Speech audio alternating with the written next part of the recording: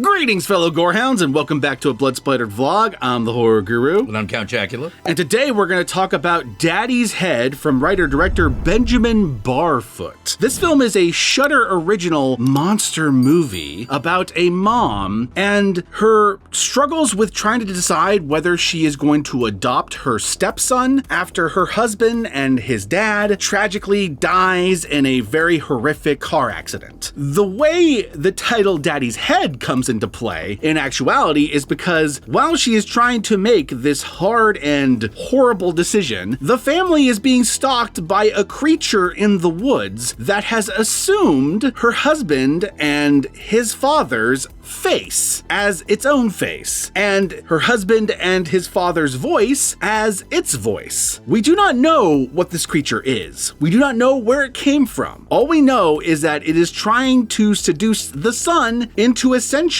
feeding the rest of the family to it. Yeah, it's not about how bad Dad is at Cunnilingus. No, it is not. No. It is not. I mean, you'd think with a title like Daddy's Head, that's what it'd be about. Well, but no, it ain't about that. It ain't about Daddy's Head. In a lot of ways, this movie is kind of like a poor man's Babadook. Yeah. But it's a pretty good one. I enjoyed this movie a lot. The acting is superb. The way the mom, her slow descent into depression and self-loathing and alcoholism is handled is really good. It's handled really well. The son and the seduction of the monster as he's slowly lured deeper and deeper into the metaphorical and literal woods by this thing is done really well. My one problem with the movie, and it's a pretty big one, to be honest. I wanted more Monster Man. Oh yeah. You don't see a lot of the critter.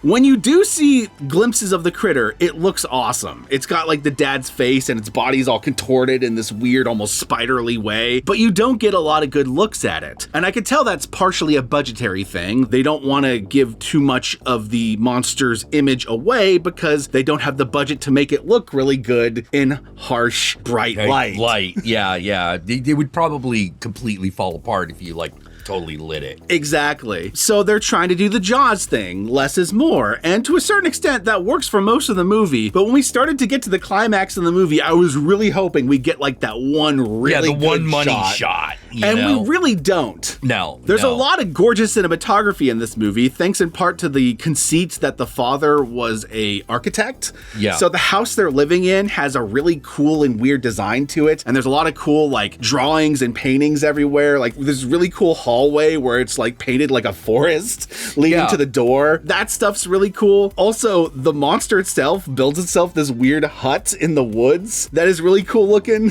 Yeah. But I was sad I didn't get to see more of the monster on screen. Yeah. Well, one of the things about the movie that I thought was very interesting is it's about the loss of this one person. Yes. And the ripple effect of that. Yeah. And how he just dies at literally the worst time in anyone's life. They had just gotten married. She was just settling in. Now all of a sudden she has to raise his kid by a previous marriage by herself. The kid loses his dad and has to live with this woman who he doesn't know. Not only is that kid dealing with the fact, oh, you're trying to replace my mom, now you're also trying to replace my dad. Yeah. And you're not fit for either job. No, and she isn't. As is shown by the movie, when she descends very quickly into a pre-established alcoholic pattern. Yeah. She just goes headfirst into alcoholism, which you really can't blame her given all the stress that she's going under, and that's before the kid starts acting crazy because there's a monster around that is using his grief to seduce him. Yeah. In order to get fed. Yeah. There is a pet in this movie, a dog. It is a very good boy. This dog is the goodest boy. Oh, yeah. It protects this family to the best of its ability when this monster comes around, and they're in complete denial about there being a monster around. Yeah. Unfortunately, the best boy doesn't live. The best boy doesn't live. The best boy is one of the first casualties to this monster, and I'm telling you this just in case you're the kind of person who can't watch a movie unless you know already that the dog's already dead, because it's going to be rough. But that's the first sign that the monster is not good. Yeah, and is real. Yeah. It is real. It kills. We've seen it kill. We know it is not good because there's a question early on in the movie, like, does this thing have nefarious intentions or... who's going to end up being the monster in this equation? Is it the monster or is it the people? The people. Because at the beginning, watching the mom slowly descend into the alcoholism, this very clearly... I wouldn't say there's anything slow about it. She hits that bottle and doesn't stop. It very clearly could have gone in like a Shining direction pretty fast. Yeah. It could have been one of those things where like the monsters there are actually kind of to protect the kid. Yeah, because that's what I was wondering at the beginning, right? Was the monster going to be like a nefarious spirit, or is it actually like a spirit of the father trying to protect the kid? Yeah. Or something, you know? And you really don't know. And because of the way the movie is set up, you really don't know the father. You only know him by his absence. It's true. As an audience member. It's true. You know, because you only see photos, you only hear them talk about him, and you really have no idea what he was like. Yeah, you get what the mom thought of him, what the son thought of him, and what the best friend thought of him. Yeah. That's another character in this movie. There is the best friend of the father who kind of comes to the house periodically throughout the movie to help out in the father's absence. Yeah. And we also find out over the course of the movie that he actually has other reasons why he's doing this beyond just the fact that he wants to be a helpful guy. He is also going through some shit, and he's kind of running away from his own shit in order to try to help them. We'll talk about that in the spoiler section. The budding romance between him and her, but one that's never going to work out because it's born purely out of grief. Yes. And not actual, like, interest in one another. Yeah. And to say nothing of the fact that, like, even if they did get together, everything would tear them apart. Yeah, absolutely. This is absolutely the worst time for everybody in this situation to be doing what they're doing. I said earlier this movie's kind of like a poor man's Babadook. The one thing I do want to point out that's a difference between this and the Babadook, the monster itself really isn't a metaphor for the grief they're going through. No, it's taking advantage of them. It's taking advantage of that grief. It's like a monster that interrupts your grief. Yeah. As opposed to one that is the grief. In the embodiment of it. Exactly. You are wondering the entire time how the movie's going to end up. Yeah. And we'll talk about that in the spoiler section because this actually goes in a surprising direction that I did not expect. Yeah, me neither. And so with that said, my fellow Gorehounds, Daddy's Head is currently available on Shudder. It is a Shudder original movie. We are not sponsored by Shudder, but we're really big fans of the platform, so we highly recommend you go check it out and subscribe to Shudder if you haven't already to see Daddy's Head. And with that said, my fellow Gorehounds, let us move on to the spoiler section so we can talk about what happens in the last act of this movie as well as why the ending surprised us. Yeah.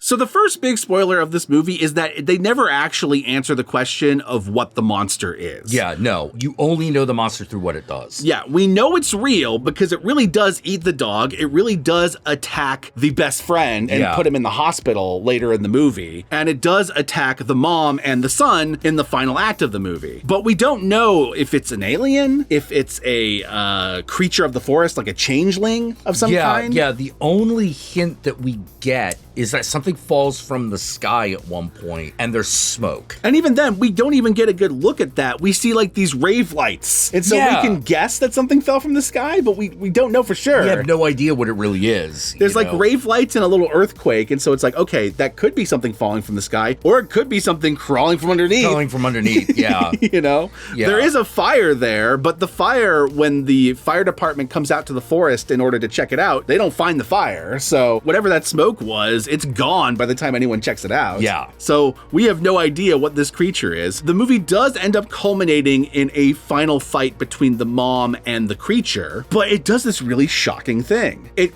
cuts to black in the middle of the final conflict. Yeah. And you're like, wait, you just end there? Are we about to see the credits? And then it flashes forward years later. And the little kid, who's now an adult, is walking around the property, which has obviously been like abandoned. Yeah, it's been abandoned. They did bury the dad next to his first wife on that property, so he's visiting their graves in order to, you know, pay his respects to his father and his mom. Right, which is important because earlier in the movie he trashes that grave. Yeah, and that becomes a plot point because there's a question of like, did the monster do it? Did the kid do it? What's going on here? Yeah. Because for a huge chunk of the like first half of the movie, she's blaming a lot of the monster's antics on the kid. Yeah, because because he's the only one who would have been there. Yeah, and he's angry and he's grieving, so it's believable he'd be acting out. Yeah, and it turns out he actually is doing some of the stuff. Yep, because he is angry and he is lashing out, In fact, kind of letting himself get seduced by the monster is part of the lashing out to a certain extent. And it turns out that the monster was killed by them. Yeah,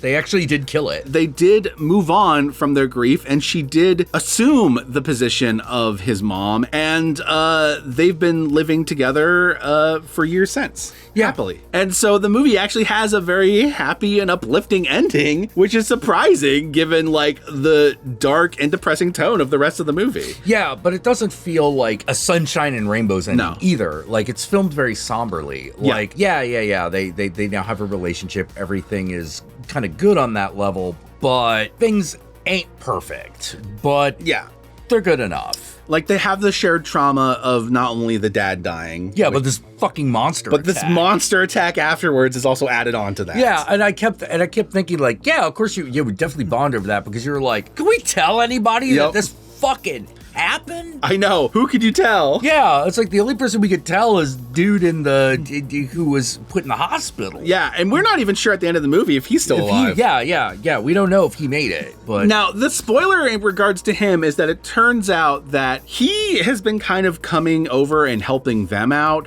because he was basically kicked out of his own house. Yeah. He cheated on his wife.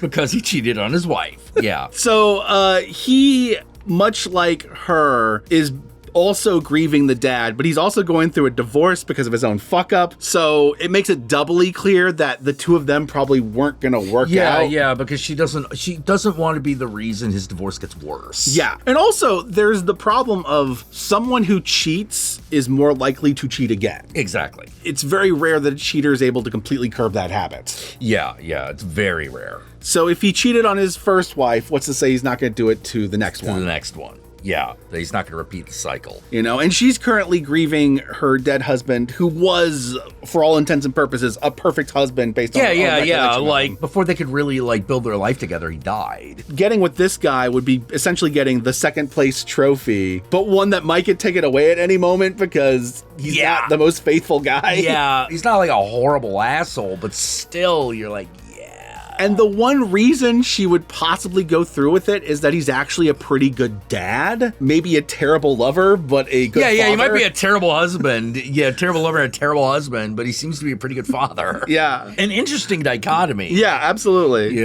That gets thrown out the window the moment the son leads him to the woods for the monster to attack him. Yeah. He's out. He's out because the real drama is between the son and the mother. Yeah, because it's like, are you two going to accept each other and move on from this experience? Yeah, and it turns out that they do, but it took having to kill a monster to do it. And her coming to save him from the monster. Yeah. Because at this point in the movie, she's already made the decision that she's going to let the kid go up to adoption. Yeah, because she just doesn't know what else to do. Like, she thinks the kid's crazy. At the end of the movie, when she goes and puts herself in between the monster and him, she's officially assumed the position of being his mom proper. Yeah, exactly. Yeah. She is now willing to die for him. Which is exactly the moment that the movie does that cut. So the movie doesn't cheat you out of the moment of, like, character revelation. It just cheats you out of, like, the triumphant defeat of the monster. Yeah. But I have to say, like, even with that, it was a really cool way of revealing how that had gone down. Yes. Because when he's moving through the house, you don't know, as an adult, you don't know how it went. It's not until the very last shot of the movie that you know how it went down. Yeah. When he goes and visits, like, the dead corpse of the monster. Yeah. And you're just like, oh, he killed the mom. Oh, okay, all right. The main character was never supposed to become Ripley. Oh, no. Right? Where she's badass fighting the monster at the end. That's not the kind of movie this is. No, it's not that kind of movie. I would recommend this movie to people who do like movies like The Babadook. There was another movie that came out shortly after The Babadook called Monster. If you like those two movies, you're gonna like this movie a lot because it's kind of in the similar vein to those two. And with that said, my fellow Gorehounds, where can they find you, Count Jackula? Oh, well, you can find me here on weekdays at about 7 p.m. Pacific Standard Time as I stream then, and you should join us. What about you, man? Y'all know me. I'm the Horror Guru. You can find me at the Horror Guru on Twitter, Twitch, Instagram, Facebook, wherever. Just look up The Horror Guru or Blood Splattered Cinema, and I'll be there. Be sure to like, comment, and subscribe, and don't forget to ring the notification bell so you're notified of my videos immediately upon their upload. And if you'd like to help out either of us more directly, be sure to check out our Patreon pages. And remember, if you decide to go the Patreon route, even $1 a month can go a long way, but we will certainly accept more. And with that said, my fellow Gorehounds, I want you to comment below. And if you comment below, I want you to use the hashtag #BabaShook, because this movie left me Baba Shook. Work that into your comment however you please. And with that said, peace out, my fellow Gorehounds, and we'll catch y'all later.